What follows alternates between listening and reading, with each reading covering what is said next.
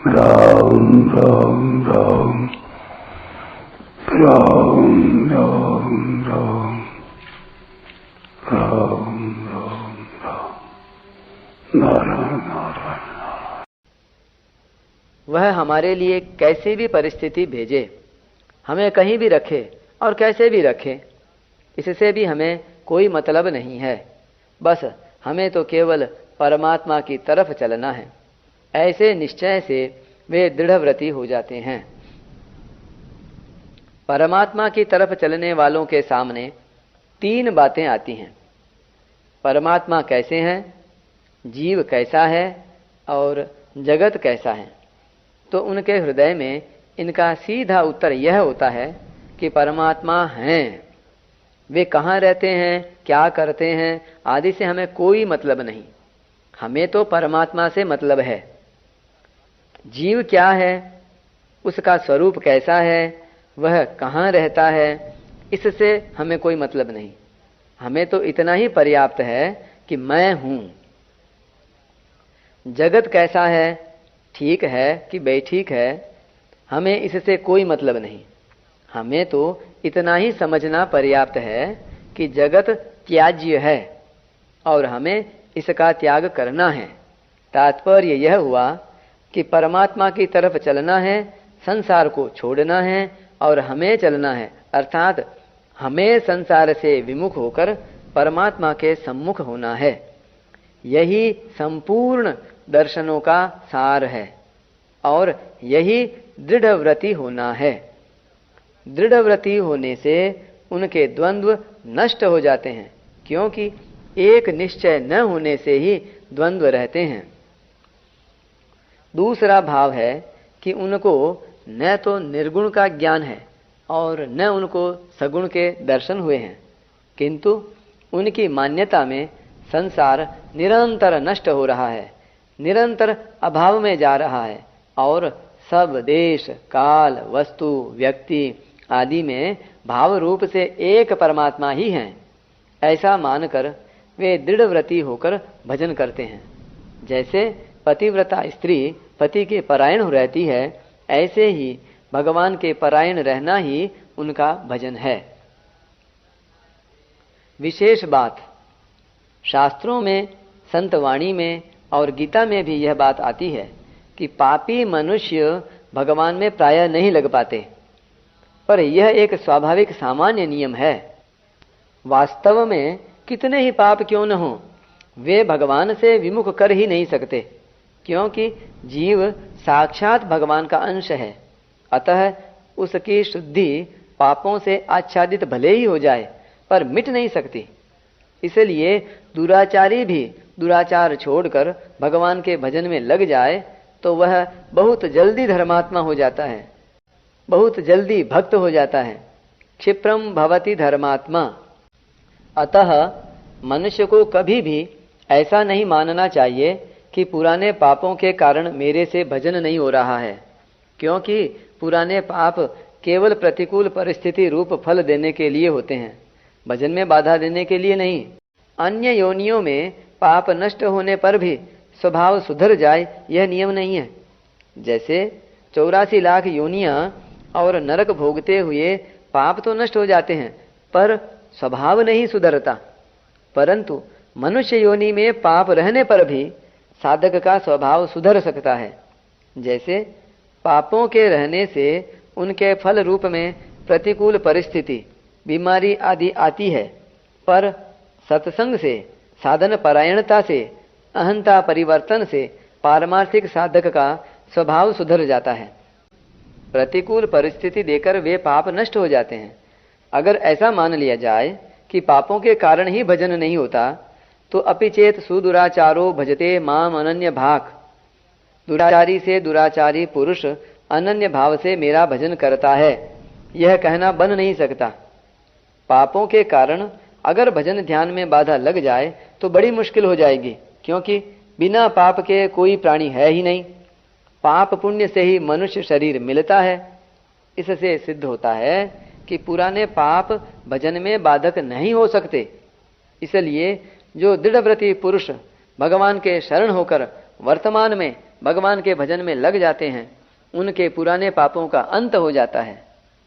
मनुष्य शरीर भजन करने के लिए ही मिला है, अतः जो परिस्थितियां शरीर तक रहने वाली हैं वे भजन में बाधा पहुंचाएं, ऐसा कभी संभव ही नहीं है।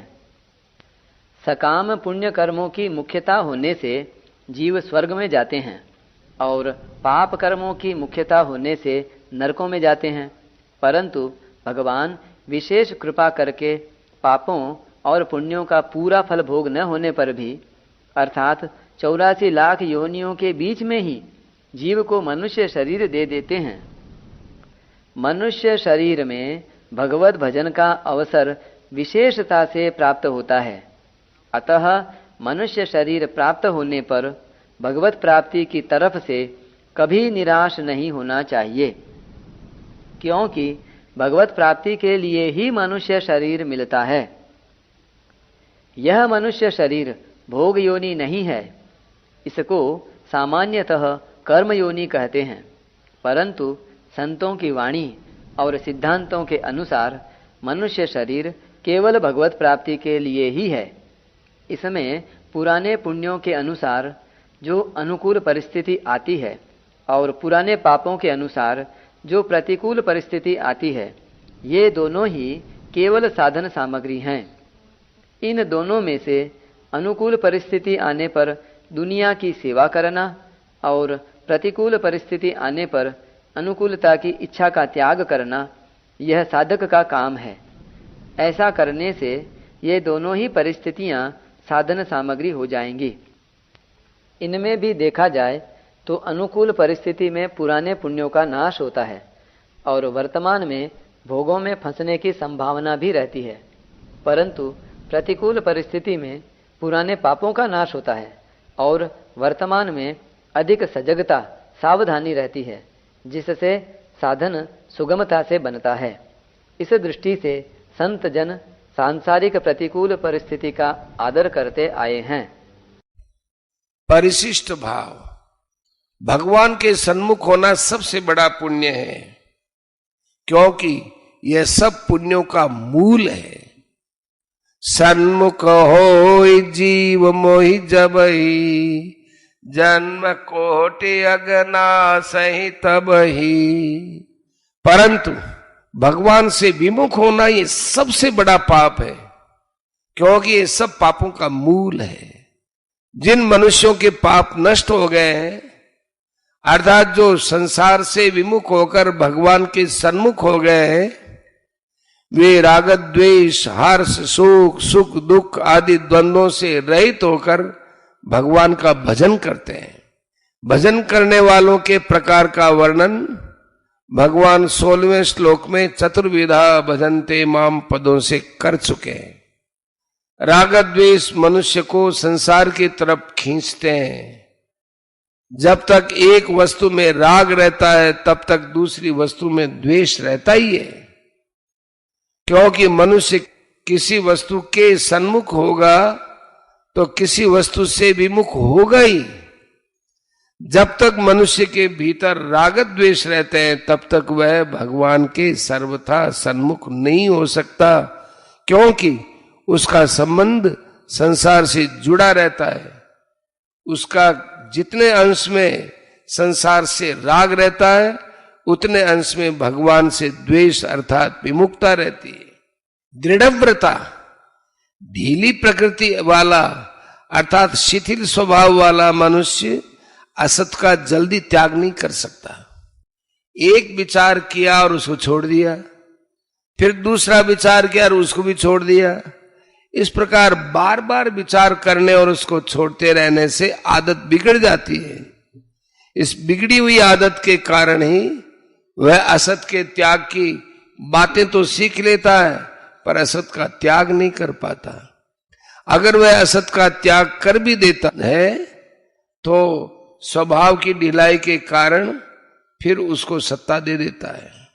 स्वभाव की यह शिथिलता स्वयं साधक की बनाई हुई है। अतः साधक के लिए यह बहुत आवश्यक है कि वह अपना स्वभाव दृढ़ रहने का बना ले। एक बार यह जो विचार कर ले, उस पर वह दृढ़ रहे, छोटी से छोटी बात में भी वह दृढ़ रहे, तो ऐसा स्वभाव बनने से उसमें असत का त्याग करने की, संसार से विमुख होने की शक्ति आ जाएगी।